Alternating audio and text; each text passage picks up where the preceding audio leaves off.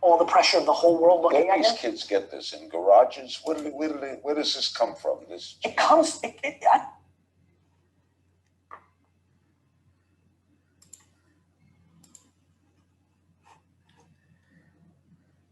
Good morning, everybody. Wishing you a happy Easter if you're celebrating, and hope you're ready to take your pitch to the next level. But before we do that, I think as Sri Lankans, 2 years ago on Easter Sunday, it was a very bad morning. Many lives were taken from us. And as Edulink, we thought we'd like to remember each and every one with a 2-minute silence to remember everyone. So let us all take 2 minutes of silence and remember the lives that were taken from us.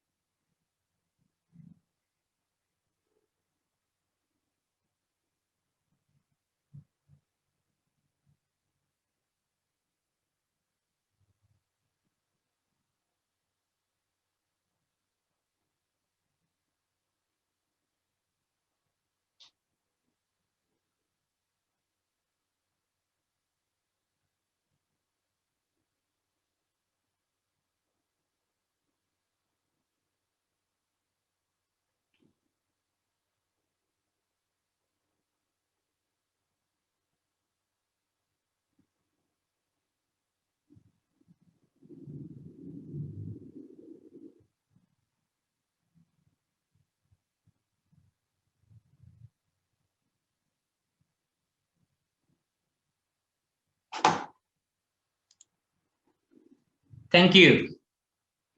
So, pitch deck fundamentals for entrepreneurs.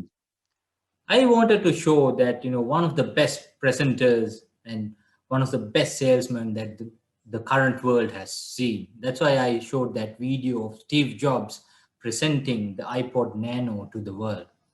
So how can you go to that level and make your business grow just like Apple? We thought we'll invite one of the best to make your presentation. So we invited Mafaz Ifharm. Mafaz is the co-founder and chief storyteller at Show and Tell, a specialist in presentation design, strategy, and training company, and the first of its kind in Sri Lanka. Having worked on over 200 presentations, approximately about 4,000 plus slides for over 60 clients, he has a wealth of knowledge on how to strategize, design, and deliver presentations with impact. A former CEO and a senior manager in marketing, he draws from practical experiences in presenting in corporate settings and securing high-value projects. A distinguished Toastmaster and an active member for the past 8 years. He has held positions at various levels of Toastmasters movement. He has also been a resource person for various pitching contests and hackathons, including ICTA's Spiralathon and Made in Sri Lanka by the Leo Foundation, Innovation Nation by IEEE Sri Lanka, and other hackathons and other startup programs. He is the current district PR manager in District 82 and the past division director. So, how would you like to raise funds for your startup? He has brought up startup funding for a value of about 16 billion in total. So, without further ado, Mafaz, it's over to you, and let's help all our entrepreneurs to take their business to the next level. Thank you, Achinta, and thank you, Edulink, for this wonderful opportunity to be able to share the lessons and the skills we have learned about making amazing presentations. Is something that I truly, truly love. So today, I want to walk you all through what you need to know about your next pitch, right? So let me quickly share my presentation and we get started.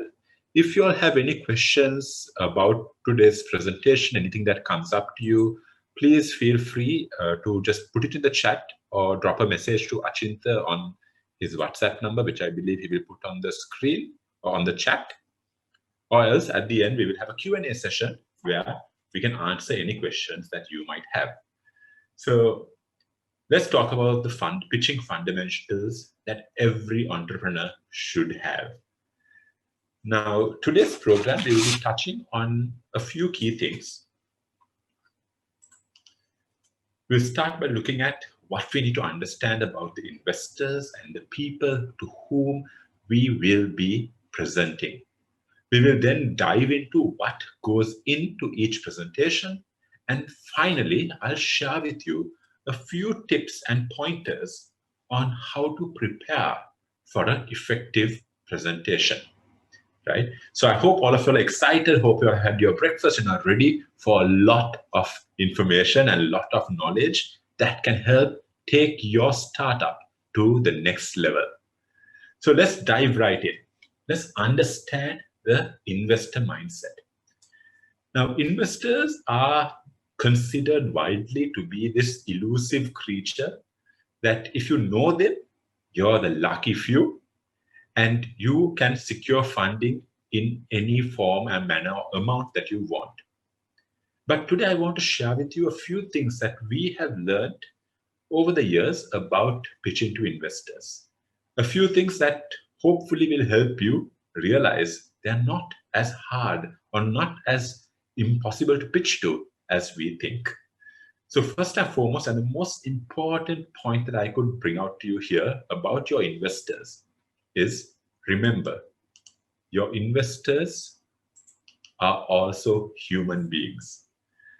Now, this might seem to be a ridiculous statement to make when we obviously know that is the case. But the reason I say this is because too often our way we perceive investors, the way we think about them, is as if they are not human, as if they are these demigods who have money loaded up and they are like, jumping into it every day. And they're just waiting to give that money away.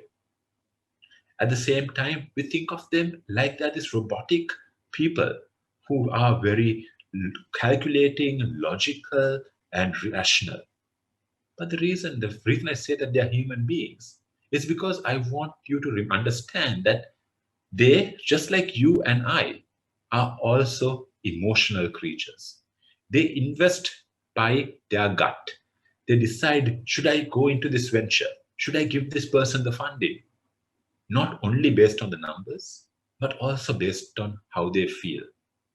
So it is our job as entrepreneurs, as founders, when we pitch to them, to find a way to tap into those emotions, to make them feel that they want to be part of your journey. And that is effectively what fundraising is all about. Fundraising is all about storytelling. It's about telling the story of your startup in a way that it makes your founders, your investors want to pitch, want to be a part of your journey. They want to feel like they're part of this startup story. And therefore, they will want to back it and get involved. Now, a few things as founders need to showcase to an investor as something that I believe too many of us forget is that we need to show the investor that our problem, the problem that we are trying to solve through our startup, is something that we believe in. Now, the reason I say this is there are so many startups whose only claim for existence is a technology that they have developed. They have found something cool and they want to take it to the market. Now, while being a cool technology can be a value proposition, it can be an advantage that can take you to the market, very often that is not enough to sustain the business. Because technology is always changing, new things are always coming up, innovation is happening all around us. So as investors, they want to see that you have the perseverance, the passion to push through and make your problem, to solve your problem. And that, my friends, is not an easy task. Now, you might have heard people talking about fall in love with your problem, not your solution. The reason they say that is your solution can change. There are startups today that have started doing one thing, but 3 or 4 years later, they are doing something completely different. They might have started as a home run bakery or a home run operation, but now they are a multi-million-dollar business that is supplying goods and services to the B2B market. The reason for this is the problem is still the same. They have just pivoted to find a different way to solve it. The reason that this is so critical is that as investors, as founders, what you want to show is when this problem becomes too hard, I am not going to give up. I will keep pushing through. I will keep working. And that is, my friend, what investors want to see. They want to know that their money is not going to disappear with your enthusiasm. So your problem is one of the most valuable things, and you need to show that you're in love with it. And how do you show that? You need to have a deep, deep knowledge about it. The more knowledge you have, the better you can solve it. So this is one of the most fundamental things that I need to tell you. If before you go in front of your investors, get your problem right. Now, at the same time, you need to understand who your investors are and what they are not. Now, too many of us try to go in front of investors with the mindset that our investors are bottomless wells of money. Whenever we need cash, they will give it. They are like the bank that asks no questions. But that, my friends, is not the case. Any investor who wants to invest will be looking for a few things. They want opportunities. They want to invest in businesses where their money can help the business grow, where it can help you capture more market share. It can help you go into new countries. They also want to come into businesses where their knowledge can help you get a competitive edge. They want to be part of the journey. They also want to be in businesses where their insights will be valued and they can give guidance to the team to avoid the pitfalls of running a business. And finally, and most importantly, they want to invest their money where they believe they have the highest, most reliable return on investment. Now, this is a tricky point. Sometimes you might have the coolest business. You might have the coolest technology. You might be at the edge of technology. You might be at the cutting edge of technology. But you might not raise the funding. the next guy who has a mediocre solution, but has a great business plan, a great business model, he might get the business or she might get the business. Why is that? Because it's not only about the tech. It's not only about how cool you are. It's not how big your market is. It's about how well can you operate and how secure is my return as an investor. When we can show this to an investor, you will start seeing that investors want to be part of your journey. And this takes time. You need to work on it. You need to think about it. It's easy to say that the investor didn't understand, that that person did not know what you were talking about. That person was not in this industry. But that is not their problem. It's our problem. We need their funding. So we need to make sure that we can convince them. Right? So when you go in front of an investor, keep this in mind. When you're putting things into your presentation, keep these in mind. Because when you look at your pitch deck from a point of view of risk, it will start changing how you approach your content. Now, your content will also change depending on where you are in your journey. Now, an early stage startup that has maybe at an MVP level or just an ideation level, you're going to want to show things like your team, the size of the problem that you're solving, the market size, and what exactly is your solution. And as you go on, as you become bigger, as you get traction, you will get into the growth and accelerator stages of your business, where you are going to want to show, or your investors are going to want to see, what's the traction you're getting, how good is your product market fit, how is the team operating, and how big is your market potential. Now you'll notice that the expectations are different, but one of the common things that you will see in both of these segments of your business is the team. Now the team is an important element in your pitch deck, because your team is where the investor is really putting their money. We know there are always going to be copycats. There are always going to be a competitor coming into the market. If you get a competitor, that means that you're doing something right. The market is proving itself. And as the competition goes up and up, the team is a secret weapon that's going to keep your business afloat. So what do investors want to see? Does the team have the drive and the persistence to keep going? Do they love their problem enough to never quit? Are they coachable? Will they take advice? I know of investors who have walked away from investments because they felt the founder was not someone who was coachable. Right? You could never tell him or her anything because they would always get on the defensive. They thought they knew everything. Your domain knowledge is something that is very valuable. And if you don't have it yourself, does your team or team member have it that can keep the business in the forefront, right? What skills do you have? And also, more importantly, what do you know the skills that you don't have?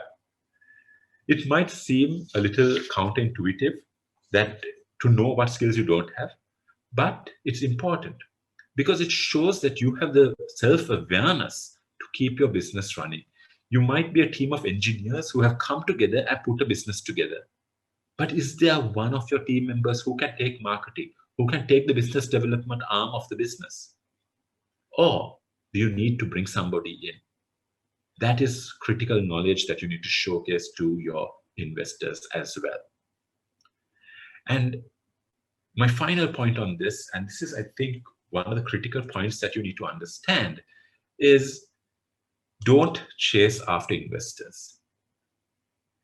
Today, we are in a world of Shark Tank and all these presentations and these announcements about valuation of businesses.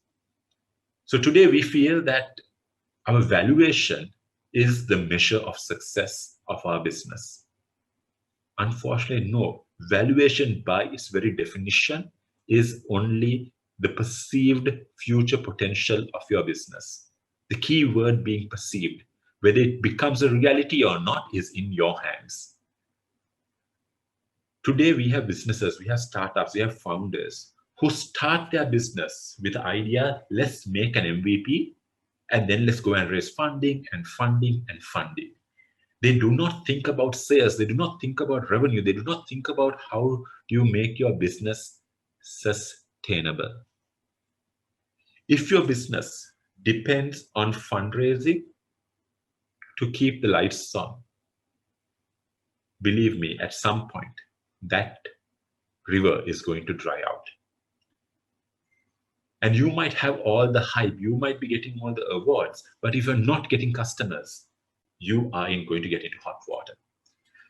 So remember, customers are your best investors, because not only do they give you their money, but they also give you something a lot more important. They give you feedback, they give you credibility, they give you information. And that, my friends, can help your business continue to grow.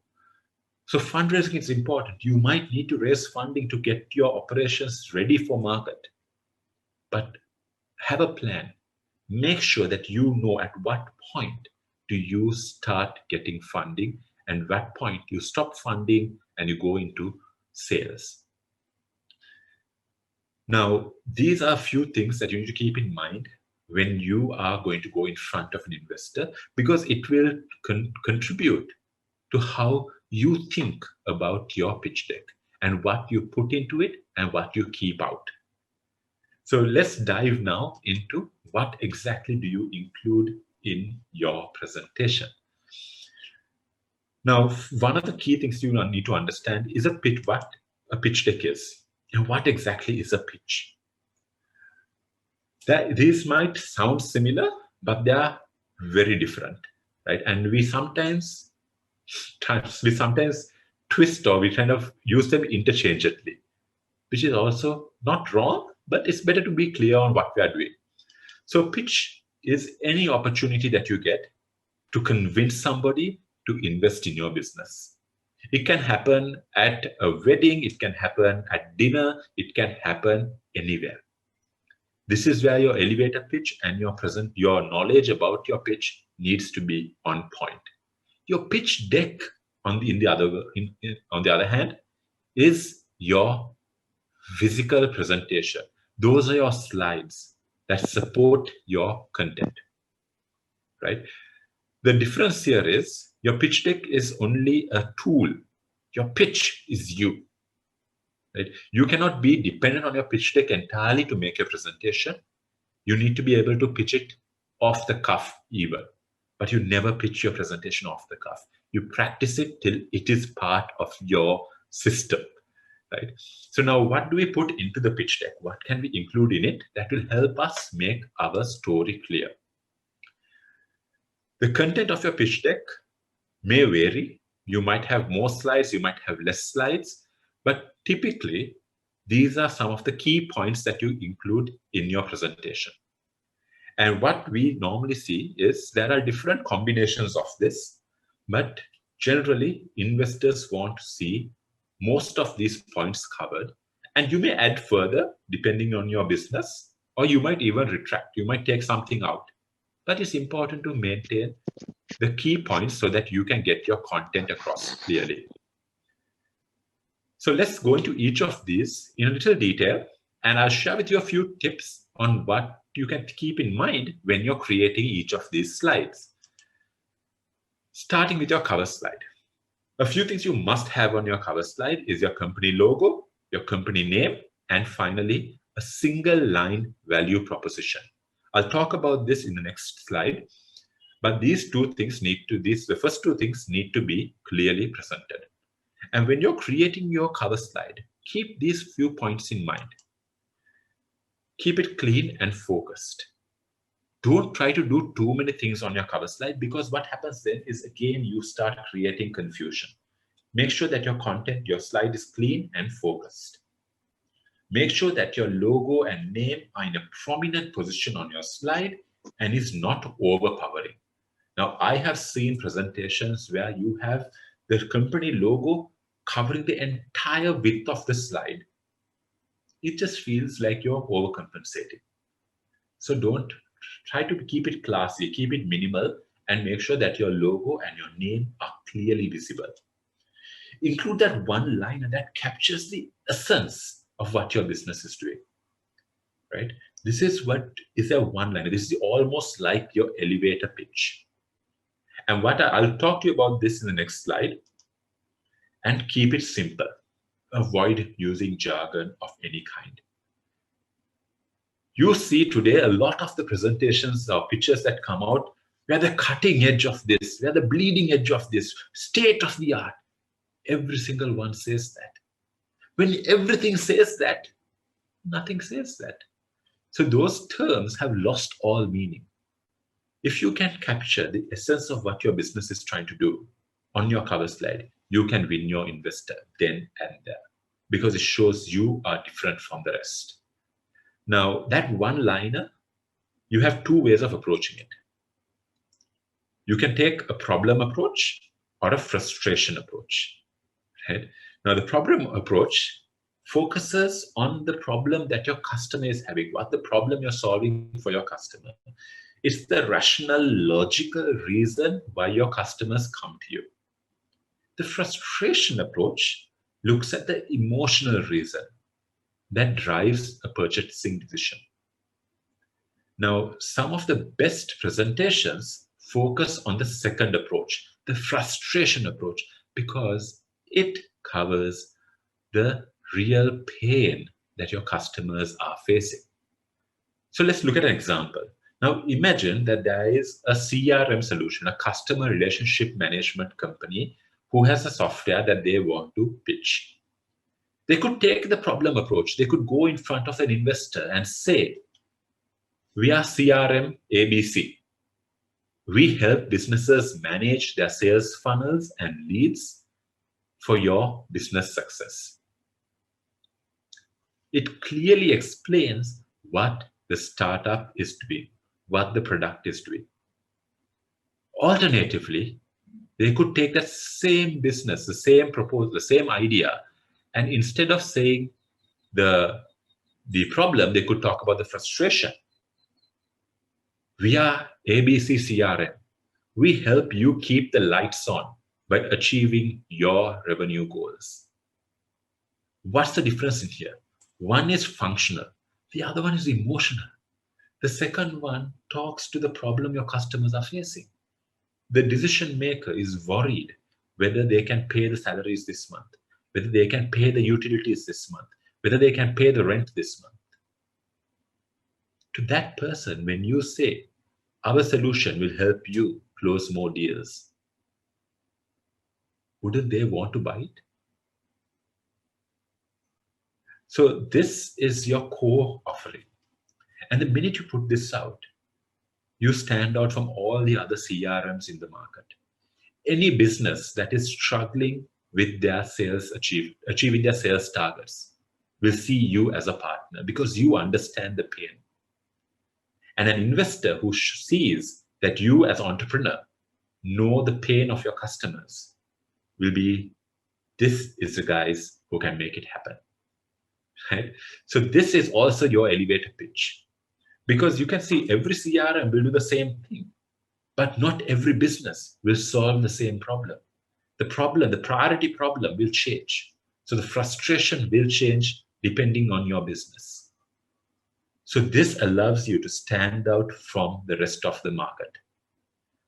Think about this. This is not a simple statement. It takes a lot of self-reflection, but if you get it right, trust me, you will stand out. You will be the person that your companies or your customers want to work with. Now, once you have your cover slide done, the next slide that you want to focus on is your problem and opportunity slide.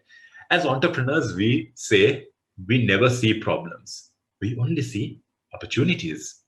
So what should you have on your slide? You should talk about the pain points that you're addressing for your customer, the target market, and the size of that market. When creating this slide, keep a few things in mind. Number one, try to quantify the pain areas. Don't simply say, we save, the people are wasting time. Say every day, 3 hours is wasted by doing this.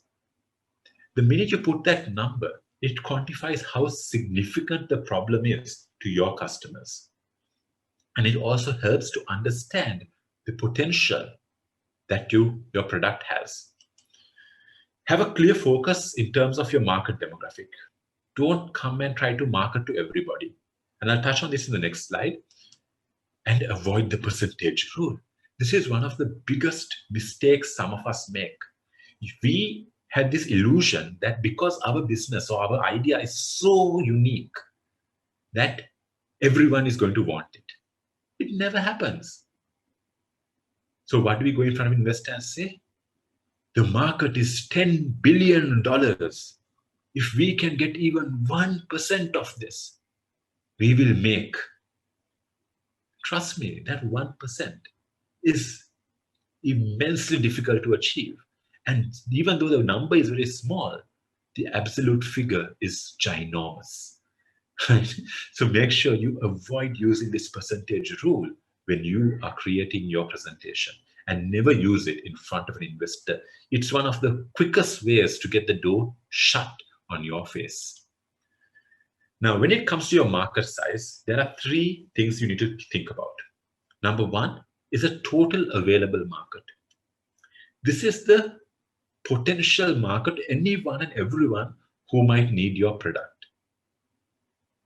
Ideally, you want to profile your customers and identify as large a demographic as possible who would need your solution or your service. Next, you have your serviceable market. This is the market that you believe that your product right now can serve. And then you have the final category, which is a share of market.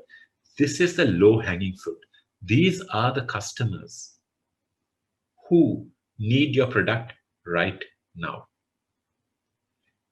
When you define these 3 segments, you will start realizing that your share of market is one of the most niche groups in your market segments. But that group will be the ones who want your product so badly that they will buy it right away, and then they will start promoting it. And once you have your share of market, then you can go to the serviceable market and then to the addressable market, right? Just to give an example here, imagine you're in the agri-tech space and you have built a product or a service. Let's say it's a product. You have built a product that can be applied to any tea estate in the country, right? So right now, your product, your total addressable market is every single tea estate owner or the tea estate in the country. Your serviceable market might be tea estates that are over a certain size, right? Let's look at revenue. Let's say that it is a tea estate that is exporting about 80% of their production. So that is your serviceable market. But your share of market might be from that 80%, that group, the group that is exporting 80%, the group that is selling to supermarkets and fast food networks. Now you see that suddenly your massive market has shrunk down, but you have a very focused niche. And when you know who this focused niche is, what does it allow you to do? It allows you to target your campaigns, target your marketing, target your product development. And as you do all of those things, you start capturing that market. And as they start talking about your products, you can expand your offering and jump into larger market groups. So this is usually your early adopters and innovators who are in this category. So make sure that you spend some time, figure out how these market segments break down for you. Now you have defined your market, you have defined the problem that the market is having. Here comes the solution. This is where you shine. What is your solution and why will it work? Now, a few things you want to keep in mind when creating these slides is, number 1, don't get over enthusiastic. Don't try to explain every little detail of your business, of your product, of your technology. Don't confuse by over-explaining. Keep it very straightforward, keep it direct. Focus on the value proposition, right? Focus on what exactly is the value that you're creating. And to do that, you need to link it up to the problems that you spoke about before. If you said the problems were A, B, and C, you need to talk about how does A, B, and C get solved by your solution. And be very customer focused, right? Don't talk about 10 years down the road. Don't talk about 5 years down the road. Talk about tomorrow. If we go to market today, we can solve this problem for these people tomorrow, right? So your solution should be something that your audience, your investors should be able to understand. If they can't understand it, there's a high chance that they are not going to invest. Next, you need to be able to showcase your magic sauce, your competitive edge. What's going to make you successful where others might and have failed, right? And here you need to know who your competitors are as well. So things to keep in mind on this slide. Number one, your competitive edge can be anything. It doesn't need to be technology. It doesn't need to be something that is very complicated. It can be your process. It can be your partnerships. It can be your network. It can be your algorithm, right? Now it can be your technology, right? Whatever it is, there has to be something that others cannot easily duplicate, right? Now, unduplicatable is a tough place to be in, but sometimes the combination of these things could be very difficult to duplicate. Take, for example, PickMe. PickMe is a local vendor, a local startup who is going up against one of the global giants, Uber. But today, PickMe still holds a decent market share. Why? Because two things. They localized, and they have a network of drivers and customers that Uber is still trying to catch on, right? So that combination is giving them a competitive edge. We know of so many copycats, so many PickMe copycats who have come up and died in this journey because they simply cannot create that same network, same partnerships that PickMe is creating. You should also know how you're different from your competitors. Your competitors are a critical thing. Do not ever go into a meeting imagining that you do not have competitors, right? If there is a problem and the problem is big enough that it needs a solution, there will be competitors. They might not be tech competitors, they might not be sophisticated competitors, but they are competitors, right? So make sure that you know who your competition is and don't get carried away with your technology. Don't think about it from our point of view. Don't think about my business doesn't have competitors. For example, my own company, Show and Tell. Show and Tell is, we always say we are the only company that does presentation design in Sri Lanka. We are the only focused presentation company. But we have competition. Our competition are the graphic designers. Our competition is sometimes the nieces and nephews of the business owners. There is always competition. If there is a problem big enough, there will be competition, right? If you don't have competition, it might be because either your market is not big enough or you have not realized the true problem or you haven't understood who your competitors are. Also, make sure that you know your numbers. Know what your burn rate is. How much does it cost you every month to keep your operations running? Know what it costs you to acquire a new customer. Know what the lifetime value of your customer is. Once they come on board, how long do they typically stay with you and how much can you make from them? These numbers will evolve with time and these are not absolute numbers. You might have to take some assumptions, but it's important that you have some valid reasoning behind what those numbers are. Now, you have at this point, you have found a problem, you have given the solution, and you have told us why this solution is going to be successful. Here is a final point on your competitive edge. Don't get confused. Do not ever go in front of someone and say, my domain knowledge or the fact that we are going to be cheaper is why we are going to have a competitive edge. The reason is, unless you're the only person in the entire world who has this domain knowledge, it is impossible for you to say that your domain knowledge is a competitive edge. You might be doing the hard work of creating the market, but there might be somebody else with a little bit more experience than you who could sweep in and capture your market in a better form. Being cheaper is also not a competitive edge, because down the road, the minute you get into this cheaper model, there will always be a cheaper output, right? So, and when you're a cheaper solution, if your edge is being cheaper, you also end up costing your business innovation, staying ahead of the curve, because that's not your priority. Your priority is to keep your cost low. So your magic sauce is something really important and something that you and your team should together be able to map out and agree upon. Now, once you know your magic sauce, you have to get down to the business end of things. Number one, what is your revenue model and how are you going to go to the market and capture the market to make those revenue numbers a reality? So what are your revenue streams? How much traction are you getting on each of them? And what are your channels to go to the market? Few things to keep in mind here. Number one, keep it simple. Do not overcomplicate, do not over-explain. If you have one or two revenue models, just put them down. Say, this is how much I'm going to charge. This is the model, how it's going to work. Just list it out, right? Don't get into complicated formulas and complicated equations, because that is a guaranteed way of confusing your audience. Also, try to come up with multiple revenue streams. It can be advertisements, cross-selling, merchandise, partnerships, B2B, commissions, whatever. Try to come up with multiple revenue streams for your business.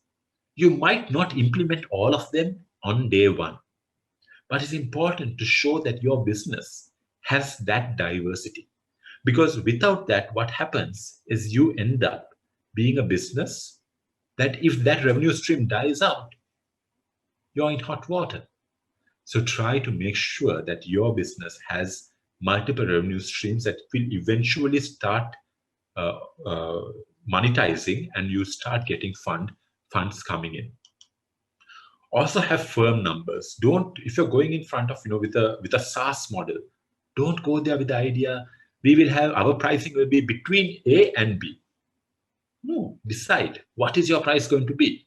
You can change it. These are not absolute figures that anyone's going to hold you legally liable to come and stick to. You can always change them with reason, right? So have some firm numbers, because that shows your decisiveness. It shows that you have thought these things through. And also think about your intellectual property. When you look at your intellectual property, this is what makes your idea copy-proof. It's not something that you must have, but it's good to have, right? Because it just gives you a little bit more credibility and helps you stand out from your competition.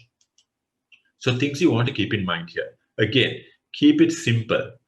Show your idea, the IP, from a 20,000-foot view. Don't go into the granular details, because number one, it's your IP. You don't want to give it away, right? At the same time, you're asking someone to put money into your business. You cannot hide that fact from them, right? And don't worry about the nuts and bolts and all the sellotape behind it. Make sure that you give them an idea of how it works. And you don't need to have your IP doesn't need to be patentable, right? You don't need to have a patent for it, right? A patent is a nice thing to have, or a trademark is a nice thing to have, but it doesn't need to be something you need to absolutely have. The reason being that there are certain things that if it is unique enough, only you'll be able to come up with it, right? So for example, the Coca-Cola, the recipe for Coca-Cola, nobody except a handful of people in the world know that recipe. But that is still something that is unduplicatable, and that is their intellectual property. If you're in a technology space, keep it simple, right? You can break down your modules into simple layers. If you're in the food and beverage space, you can just talk about ingredients. But you don't need to go into individual ingredients and how much you're using of each one, right? So your space, what you want to show here is that you're willing to share, but you're not going to give away the house. Now, the final few slides focuses on the key drivers of your business. Number one, your team. Who are your core team members? What skills do they bring to the table? And what aspects of the business do they focus on? So a few things you want to keep in mind when creating these slides is, number one, it's not your CV. It's not their LinkedIn profile. You don't need to say that he or she was the captain of the swimming team, was the head boy of the school. Those are not relevant. Focus on the relevant skills that they have towards the business. That's the second point. And then talk only about your core team. Now, your business might have developers, it might have food scientists, it might have engineers, but they might be team members, but they are not part of the core operational team. So focus only on that core team. The reason being, this is not about giving due credit. It's about credibility. Your investors want to know who they are going to be working with, who they are going to be dealing with, and can they work with them, right? And have clear definitions and designations of what people's responsibilities are. It might be your partner, it might be your best friend who's in your team with you. But if they don't add value to the business, you'll take some hard decisions. The reason being, when you're asking for somebody's money, you have a responsibility to make sure that money is being utilized effectively. And paying someone who doesn't bring value to the business is putting that responsibility on the back burner. So make sure that everyone is knows clearly what they're doing, and that is communicated to your investors. Then we jump into financials. Now, financials are a forecast of what is happening, right? If you have traction, if you have been in operation for a period of time, yes, you can put your past figures, but your past is no measure of the future. So your investors are investing not on your past, they're investing on your future. So it's important that you show them what that future looks like. How much are we going to earn? How much are we going to spend? How much profit are we going to make? How much cash do we need, and how much cash will we be burning every month? Now, things that you want to keep in mind here. Number one is in the future. So you will always be making assumptions. You will be making some assumptions on how much market cap you're going to get, how your demand is going to grow. So as you make those assumptions, work out the figures accordingly. Keep your financials simple, right? Don't break down every salary and everything like that, because if your investor is going to put money into your business, they are going to want to do some kind of due diligence, where they are going to go through your books, they are going to go through your processes, they are going to go through your operations to make sure that what you have presented matches the true facts in the business. So here you just want to give them the high level picture. So just focus on your income, your sales, your cost of goods, your GP, expenditure, and net profit, right? Also, it is good to show your cash flow requirements. When are you going to be cash flow positive? That means when are you going to be earning more money than that you're selling, right? Or you're spending. And then also, if you need to raise money, again, when will you need to raise money and how much? And finally, as a rule of thumb, again, this is not mandatory, but generally, an investor, when they put money, they want the money back. So this is your exit strategy, right? Your exit strategy can include different things, right? Your exit can be a merging with another company or an acquisition by a competitor, right? It could be you buying back the shares, or it could even be an IPO. Now, whatever it is, that is where your investor makes the real money. However, it is good to show an investor that you are serious about getting their money back to them.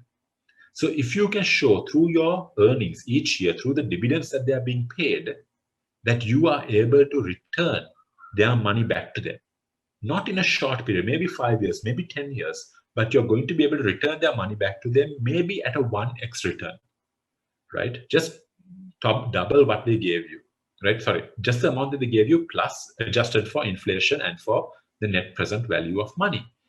What that shows them is that you're serious about getting their money back to them, right? So don't go asking for a massive amount of money that you can never repay. If your business is not going to scale to that level with that kind of funding, you're going to find yourself in hot water, right? So financials are critical, right? And it is good to get it done by a professional, but it doesn't necessarily have to be done by a professional. You can do a first draft by yourself if you're at early stage of your business. As your business grows traction, it is worthwhile to invest in a professionally prepared financial assessment of your business. The final slide is your use of funds, right? So the use of funds is where does your money that you're going to raise go?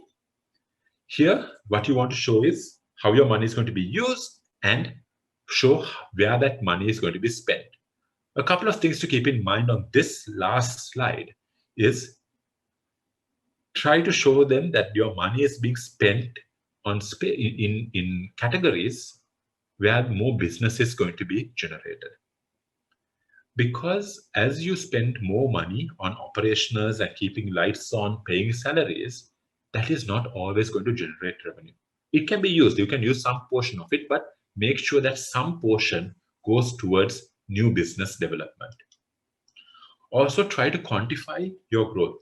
You can always say, with this funding, we are going to be able to expand into this market, or we are going to go into this segment, right? Just show them that this is the potential that you're going to tap with that cash.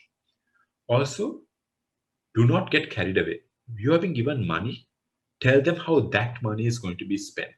Don't worry about the total raise or the total round that you're talking about. So, for example, you might be needing to raise 10 million rupees in order to run your operations. That might be the round that you're raising, 10 million rupees. This particular investor is giving you maybe 4 million. Tell him how this 4 million will be spent, not how the 10 million will be spent. The reason being that until your 10 million is raised, you might not be able to do anything with this 4 million. So the investor's funding is tied to you being successful in raising another 6 million. But if you tell him your 4 million, I'm going to spend it here, here, and here, and this is what we're going to achieve from it, he will be able to say, yes, I want to be part of this investment. And finally, try to show the market potential, right? By doing this, we are going to be able to capture this amount of market share. We are going to create this number of jobs. These are the new markets we are going to get into. Whatever is some metric that is measurable to show that your money has been well spent, right? So these are just the key slides that you need to include in your presentation. You might add a few others, but these are some of the fundamentals that you have to have. And remember, as you would have noticed today when we went through all these slides, you see something. It is typically the evolution of your startup, right? From identifying a problem, realizing that there is a big enough market for that problem to where this business is going to grow. That is what your pitch deck is effectively showing your investors. So this, my friends, is a core asset that you use when you go to present to an investor. Now, you might have a great pitch deck, you might have found the right investor to go in front of, but there are a few things that you need to get right before you start speaking. So what are these things, right? How do we prepare for that successful pitch? So here are a few things that you want to keep in mind. Number one, your slides don't need to look pretty. They need to be clear, right? Don't worry. Sometimes we think just because our slides don't look good, we are not going to be able to make the right impression. Not necessarily. Look at some of the big businesses, Airbnb, Uber. Look at their first pitch decks. They're so basic, right? but they raise millions and millions of dollars. It's the idea that counts, right? It's good to have nice looking slides. It shows clarity, right? You can be very clear with good, neat slides, but that is not your priority, right? Next, wherever possible, try to visualize your content. Don't get carried away with lot of bullet points and lot of copy on your slides, because an investor is typically being pitched to throughout the week. Right? They are going to, even possibly on the day that you're presenting, they might have 2 or 3 other presentations that same day. So it is your job to be able to capture and hold their attention, right? So try to visualize. Visually, you can communicate a lot more to your investor than what you do verbally, right? And time yourself, plan yourselves. Very often, in a lot of competitions, even some of the serious funding rounds, you're given a certain amount of time. You might be given 5 minutes to present and then some amount of time to do a Q&A. Now, if you're pitching to an individual investor, this time numbers might change drastically. You might have 20 minutes to present and maybe 1 hour of Q&A, right? But sometimes investors want a 5-minute pitch or a 3-minute pitch or a 2-minute pitch to see whether whether your idea is worth listening to, right? And in that 2 or 3 or 5 minutes, you need to capture everything that we spoke about and deliver it perfectly. And that's not easy. It needs a lot of preparation. So here's a few things you need to keep in mind when preparing your script and preparing what you're going to say. Think of your time in front of an investor as a grain, having a bag of rice, right? Each grain is 1 word that you can speak. If you have 5 minutes to present, you have about 600 grains to work with, assuming the average speaking speed is about 120 words. Generally, most Sri Lankans range between 100 words per minute to 140 words per minute, right? Now, what happens very often is we do this. We spend all our time talking about the problem, talking about the solution, and then suddenly we find ourselves pressed for time to talk about the business, where the money is being made, right? So what happens here? The most valuable part of your pitch, you don't have time. So instead, what you need to do is you need to try and distribute your time as efficiently as possible across all your slides. So one really cool technique that we have used and we have had startups use successfully is to do a script guide. So this is where we put the slides that we are going to have, the topics that we are going to cover. And for each slide, we write our script. So we'll say, this is our opening on the first slide. This is what we're going to say. On the second slide, this is what we're going to say. And as you put your points there, what you're going to see is as you put your script, you will see the word count. You know how many words you have used. Now, for a 5-minute presentation with 10 slides, you roughly have about 60 words per slide. Now, you might not use all 60 words in a particular slide. You might use, say, 20 words in the first slide, and you're left with another 40 words. Now you can take those 40 and allocate it into one of the other slides where you want to spend a little bit more time. When you do this, you streamline your content. You streamline where you spend time, and you can decide where you want to spend more time and where you need to spend less time, right?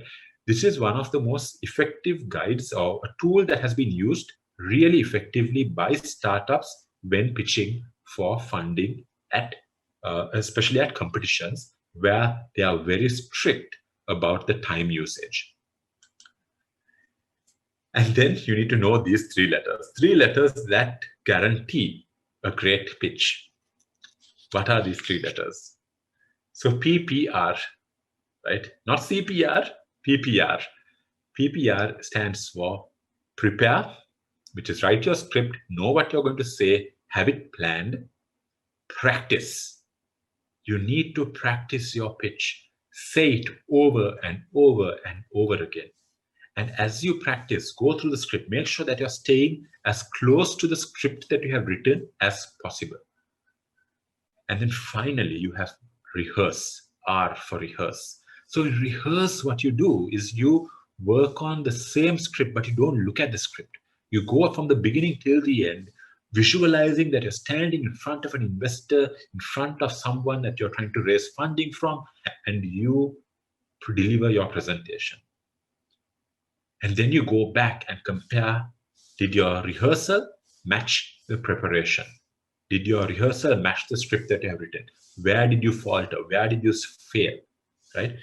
These three steps of doing these three things multiple times can help you make a really, really powerful presentation.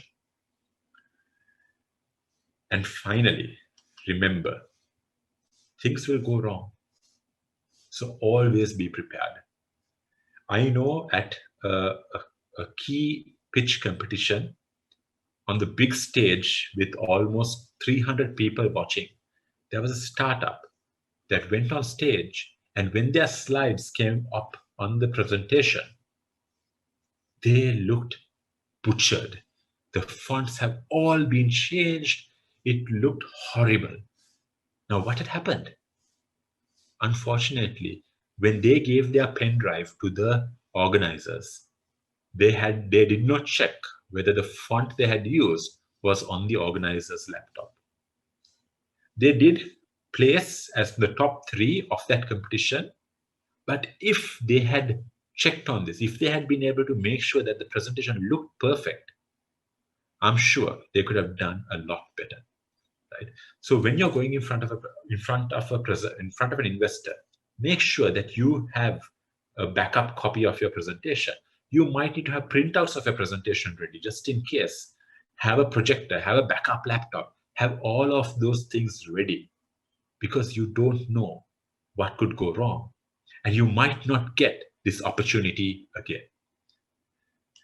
So to summarize everything, when you're creating your presentation, think about it from the point of view of the investor. What is the risk that they're taking, and how can you mitigate that risk? Right? It's not about you. It's not about your technology. It's not about your startup. Right? It's about the money that they are putting on the table. Show them that you have a plan for success. Your revenue plan, your go-to-market strategy, your competitor analysis, all of that shows that you know the space that you're playing in. Create curiosity, keep them interested, keep them excited about what you're saying, and know your numbers. That is critical, because if you don't know your numbers, it shows that you don't know your business. And also plan what you're going to be saying. Plan every word, don't risk it. Even if you see Steve Jobs' presentation, he speaks so eloquently, so as if he's just having a chat, as if he's just coming up with it on the spot. But if you see the way that their presentation is designed, it matches perfectly. Steve Jobs, if you have read his biography, he talks about how much time he spends meticulously planning his presentation, word for word, where he stands, where he looks, what he says. Everything is planned. That amount of detail needs to go into your pitch as well. And then finally, prepare, practice, rehearse, right? Get those 3 things right. So friends, I hope this has been useful for all of you all. My contact details are on screen. I hope, and as you go out there and you start sharing the story of your startup, as you start creating excitement for what you're doing, believe in yourself. Start there. When you believe in yourself and you believe you're doing something great, others will also believe the same thing. And then the money starts flowing in, right? My contact details are on screen. If you all need to contact me, if you want to speak to me about anything, you're free to do so. And if you all have any questions, please put it on the chat window, and I think the organizers will take it forward from there. Achinta, over to you. Thanks, Mafaz. Great session. So as we are scheduled to close the session at 10:30, we can have a 15-minute question window. So anyone who wants to ask a question, please do so. or else put it in the chat. So Mafaz, I've got some questions directly to my WhatsApp, right? So I've put them down. So one person is asking, how much shares should I give the investor and how can I find a nice balance? Right. So that's a really important question also, because as a startup, you don't want to give away too much equity. And at the same time, you need to be fair on the investor who you're speaking to, right? So a few things that you need to get right here is your future value of your business. How much money are you going to be raising and how much money will you be worth down the road, right? It's very good to focus on profit, because when you have profit, when you think about it from your profit point of view, what you see is you'll be able to get a better sense of your valuation, right? But if you want to know the exact amount, it's good to get a professional who can do your valuation for you and then tell you your business is worth so much. And therefore you can, if you're going to take X amount of money, then you can say X amount of money will be worth this amount of shares.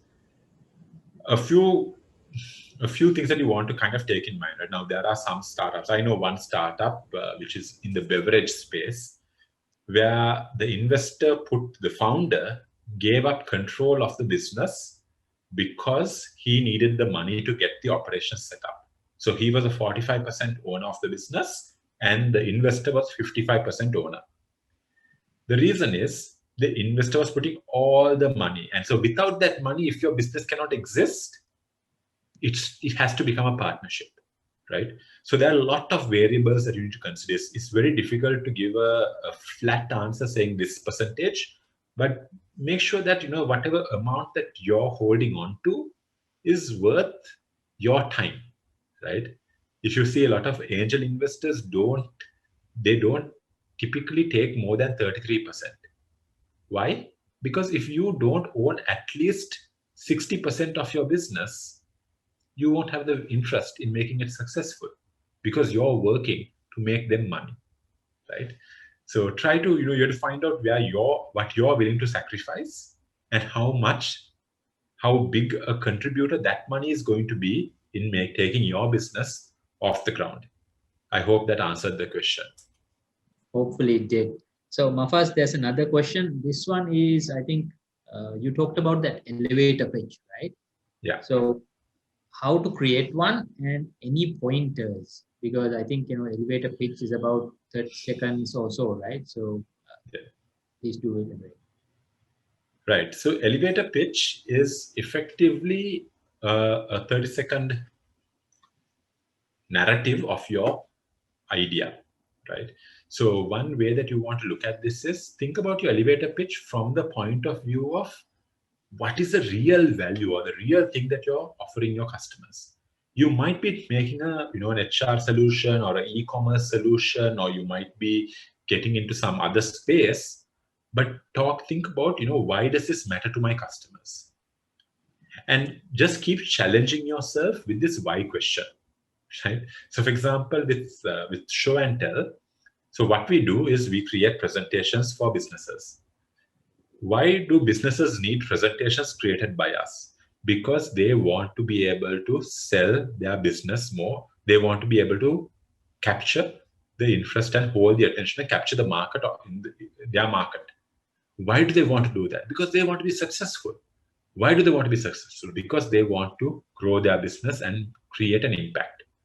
So my elevator pitch would be, if we are a business that helps you make an impact by creating powerful presentations, right? So just ask yourself a few why questions, 3 to 5 why questions, challenging yourself, and then you will realize what is the true value of what your business is trying to do. And that can be your elevator pitch. Back to you, Right, Ashita. Anyone have any questions? Or I have a few questions that came to me on WhatsApp. So if no one is going forward, I'll ask the next question. I think this one is towards the end of your presentation. Mafaz, should I spend money on, or how much should I spend on creating my pitch deck? Right. So it's always worth Okay, let's start here, right? Create your first draft by yourself. That's important. Don't outsource your pitch deck, because it's difficult for a third party who is not a professional to be able to get the essence of your business through on a presentation. So you and your core team get together and create the first 10 or 12 slides that you want to have. Then talk to a professional. You can go to somebody who's a business coach, or you can come to a company like ours, Show and Tell, who can help you fine-tune your content, fine-tune your message, right? Who can talk to you, understand what you're doing, and then create the content that will be able to capture the attention of your investors, right? But it's always good to create that first draft. The amount to be spent varies, right? If you're asking for a lot of money, right, that means you need to put a lot more time into your content, right? And mind you, your slides are not the only investment you need to make before you go into your investment. Your valuation needs to be done. Your pitch deck has to be created. Sometimes people want to go for coaching for their delivery, right? All of those variables need to be considered. So the amount is very difficult to say, right? But definitely create your first pitch deck yourself and then talk to a professional. Okay, Mafaz. So do you have any direction to pitch investors? The question came on the chat. Right. So what we covered throughout this last hour is that direction. So I think we can I think maybe I'll just add one key point there. When you're pitching to an investor, what you need to understand is an investor, not all investors are the right investors for you, right? So do your research. Go through their profiles, look where they have worked, look where they have invested before, and see what they bring to the table, right? Money shouldn't be the only variable that you consider when you decide on your investor, right? Look at all of those things and then see who is the right investor. You might pitch to, investment pitching is just like sales, right? You might have to pitch to 100 investors to get that one investor who will invest in you, right? But each of those 100, each of the other 99 teach you something, right? So you have to go through that. Just like in sales, you have to make the 100 calls to get that 100th first call that will make a sale, right? So the overall preparation, there's a lot of work you need to do, right? But we have covered in the last hour. But also remember, not all investors are the right investor for you. Okay. What if I can't agree to the terms of the investor? Yeah. Walk away. Flat, right? If an investor, if you're not happy with the terms of the agreement, then what's going to happen afterwards? You're going to take that money from that investor. You're going to be unhappy. You're going to be demotivated. You're going to get, all these other side effects, right? And then what's going to happen? You're not going to put your 100% into the business because you feel you have been screwed. And as you go through this, you lose out. You lose your passion. You lose your interest. You lose your drive. And then you lose out and the investor loses out. So unless you're completely on board, and remember, right, getting funding is a partnership. You have a responsibility towards the investor. They have a responsibility towards you. A few things that I would suggest is don't take all the money in one go, right? At least, if you're raising, let's say you're raising 10 million in funding, right? Agree with the investor on certain milestones and say, okay, we will release 2 million upfront, which will be spent for these reasons. Once we have shown you results in these reasons, or we have shown you results, or we have achieved these milestones, then you give us the second load, right? Again, you can agree with the investor and say, okay, we will put your full investment into a fixed deposit, which can be released based on both of our agreements. That way, at least your money is ready, right? The investor hasn't put that money in something else. The money is available, but you plan out the way that it's going to be released to you also, right? Because, but definitely do not get into a partnership where you are unhappy, because that will just ruin your friendship with your investor, ruin your relationship, ruin your reputation. Unfortunately, in Sri Lanka, that is a big factor, right? You have a failed startup, it's an uphill battle, right? So make sure that you think about those things and be conscious and plan out your talk to your investor. It should be an open dialogue. Don't hide anything, right? This it's not a con job, right? You're not trying to trick them to give you money. So make sure that everything is transparent. You be transparent, ask them to be transparent, and then end of the day, everyone wins, right? Otherwise, everyone loses. All right. So if there's no more questions, we'll wrap it up. So seems like everyone has got what they wanted. So Mafaz, on behalf of Edulink International Campus, let me thank you for taking this time off your busy calendar to, give what you as a, professional in this industry know, and give it to those, who's upcoming, right? There are a lot of entrepreneurs here that are just starting out, just starting from scratch. So this is, something that they wanted and they've requested for. So thank you again for taking this time and giving out your knowledge to all these entrepreneurs here present today. And because of this Easter Mass going on, there were a lot of participants who were to participate, but they had to go to church for their Mass. So we will share the recording of this session with them. So they'll be also happy to get the recording session. So if anyone wants the recorded session as well, please drop your email to 077 040 1111, which is my number. So then you can get the link, right? Also, please go to the link on the chat and put in your details, because you will get a certificate of participation for this event. And also you can request what other topics that we as Edulink need to, curate for you guys. So next month we are having presentation basics by Chaturanga Vitanage, the co-founder and CEO of Viral. So he's another Toastmaster friend of mine, but he's a really good presenter. So it was actually Mafaz and Chaturanga that I contacted to do this session and that session as one session. And the professionals themselves said, let's take it out as two sessions. So the next session is on presentation basics. So this Do It Right series will continue for the benefit of all the entrepreneurs of Sri Lanka.